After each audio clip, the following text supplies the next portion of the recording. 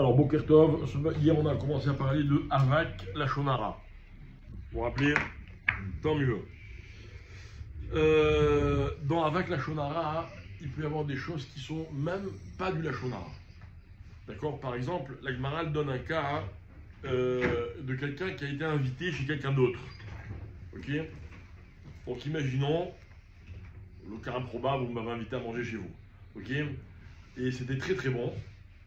Et je reviens à la synagogue, on me dit alors comment elle cuisine madame magnifique, vraiment, je me suis régalé. Qu'est-ce qu'elle cuisine bien, mais alors vraiment, je vous dis, il faut absolument goûter sa cuisine. D'accord? Et la Gemara elle dit, on ne doit pas dire ça. Pourquoi on ne doit pas dire ça? Parce que, en fait, à cause de ça, tout le monde va vouloir aller manger chez elle. D'accord?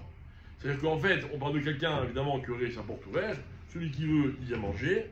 Et en racontant du bien, à savoir qu'on mange bien chez cette personne, tout le monde va vouloir aller chez lui, et lui va se retrouver avec ce qu'on appelle un FCD, d'accord? Parce que lui, il ne va pas refuser.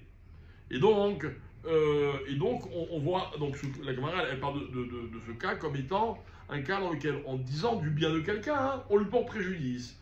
Si on lui porte préjudice, c'est un petit peu comme si on avait fait du Lashon Hara. Donc, on n'a pas le droit de dire du bien d'une personne dans la mesure où ça peut lui causer un préjudice.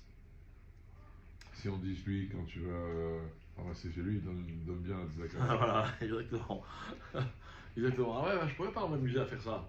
Je pourrais dire à des copains qui ont des collègues ou des yeshivotes, dans la synagogue, j'ai 2-3 gars, c'est des gros donateurs. Vas-y, lâche pas, tu les racontes bien pressé, hein, par contre. Ce serait du lâche, ce serait avec la Lashon Hara.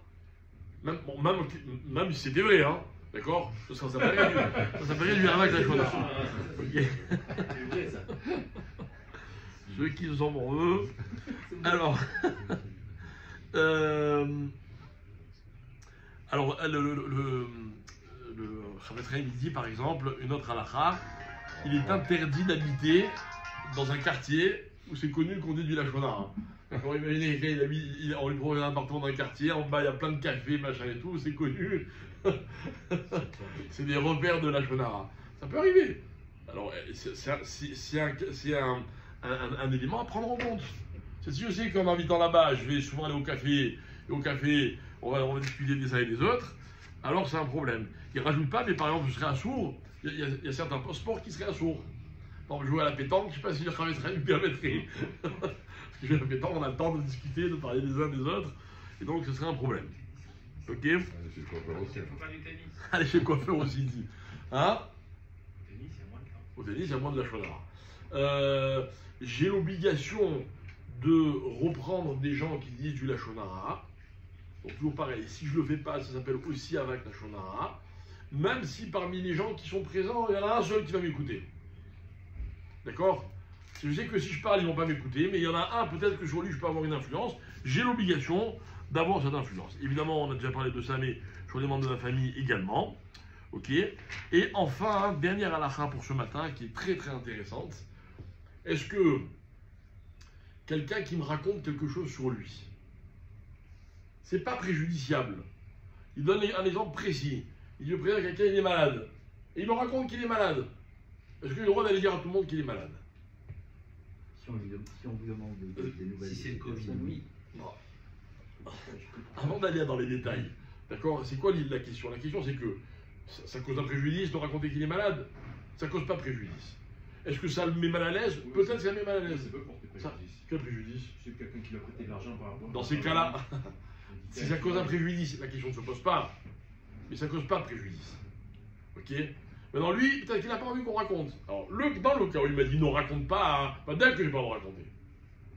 Mais même dans le cas où il ne m'a pas dit de ne pas raconter, il faut savoir, il faut suffisamment avoir de clairvoyance pour savoir et de juger que des fois ça peut, oui, le mettre mal à l'aise. Si ça me met mal à l'aise, de nouveau on est dans la situation de quelqu'un qui se sent, on va dire, pas amoindri ou rabaissé, mais en tout cas, lui ça le dérange qu'on parle de ça, ça va s'appeler avec la Lashon Hara. Donc, Cette année, on peut prier pour lui. non, c'est prier pour lui, ok, d'accord. Non, c'est-à-dire il y a Ce qu'il a dit, tu vas faire le bien pour pour et le lui, contre. quoi. C'est pas en train de faire une mitzvah. Ok, alors si je vais voir quelqu'un en sachant qu'il prie pour les malades, etc., peut-être que j'aurai le droit. Ok, vous avez raison, dans ces cas-là, ok. Oui, il peut dire prier pour Et moi. si c'est ça, pour raconter, ah, tu sais pas ce qui arrive à l'autre, machin, etc. Lui, il peut dire prier pour moi s'il a envie. Oui, ça c'est sûr. Si lui il a demandé, il y a la question ne se pose pas encore une fois. S'il a demandé qu'on ne dise pas, la question ne se pose pas non plus. D'accord? Le problème c'est dans le cas intermédiaire. En fait, on se met dans le- Oui, exactement. Bon, t'as la